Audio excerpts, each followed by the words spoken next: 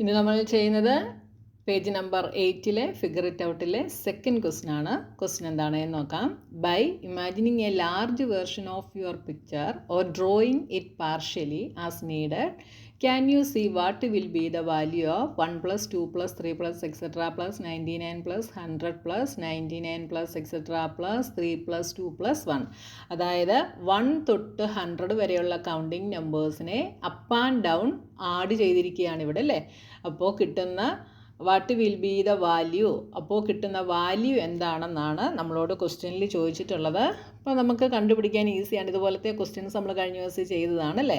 അപ്പോൾ counting numbers എന്ന് പറയുന്നത് 1 2 3 4 എക്സെട്ര ഇങ്ങനെ പോകുന്നതാണ് കൗണ്ടിങ് നമ്പേഴ്സ്. ഞാനൊരു എക്സാമ്പിൾ ഇവിടെ ചെയ്ത് കാണിക്കാം. നമ്മൾ 3 വരെയുള്ള നമ്പേഴ്സ് എടുക്കുന്നു, അതിനെ അപ്പ് ആൻഡ് ഡൗൺ ആഡ് ചെയ്യുന്നു. അപ്പോൾ 1 + 2 + 3 + 2 + 1 3 വരെ പോയിട്ട് പിന്നെയും തിരിച്ച് 1ലേക്ക് വന്നു. ഇപ്പോൾ ഇതെന്താ വരുന്നത്? 3 + 3 6 7 8 9 എന്ന് കിട്ടി. 9 എന്ന് പറയുന്നത് എന്താണ്? 3 × 3, അതായത് 3 സ്ക്വയർ ആണ്. 3യെ 2 ടൈംസ് മൾട്ടിപ്ലൈ ചെയ്യുന്നതാണ്. അപ്പോൾ ഈ 3 എന്ന് പറയുന്നത് എന്താണെന്ന് നോക്കിയേ, ഇതിനകത്തെ ഹയ്യസ്റ്റ് വാല്യൂ ആണല്ലേ. എവിടെ വരെയാണോ നമ്മൾ പോയത് അവിടെയുള്ള നമ്പറാണ് 3 എന്ന് പറയുന്നത്. അടുത്ത വർണ്ണം കൂടെ ചെയ്ത് കാണിക്കാം. 1 + 2 + 3 + 4 പ്ലസ്, ഇനി ഡൗണിലേക്ക് പോകുന്നു, 3 + 2 + 1 എന്ത് കിട്ടും? 2 + 1 3, 3 + 3 6, 10 13 15 16. 16 എന്ന് പറയുന്നത് 4 × 4 ആണ്. അതായത് 4നെ 2 ടൈംസ് മൾട്ടിപ്ലൈ ചെയ്യുന്നതാണ്. 4 സ്ക്വയർ ആണല്ലേ. അപ്പോൾ എന്താണ് ഇവിടെ മാക്സിമം വാല്യൂ ഏതാണോ അതിൻ്റെ സ്ക്വയർ ആണ്. അങ്ങനെയാണെങ്കിൽ ഇതെന്തായിരിക്കും? 1 + 2 + 3 + എക്സെട്ര ഇവിടെ ഹയ്യസ്റ്റ് വാല്യൂ എവിടെ വരെ പോയിട്ടുണ്ട്? 100 വരെ പോയിട്ടുണ്ട്. അപ്പോൾ എന്തെഴുതാം?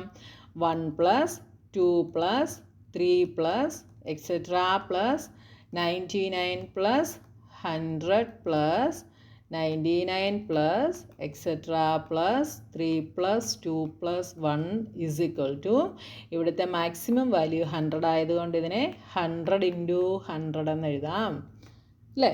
100 × 100 ഈസ് എന്ത് വരും? 1 ഇട്ടിട്ട് ഇവിടെ എത്ര സീറോസ് ഉണ്ടോ അതിട്ട് കൊടുക്കുന്നു.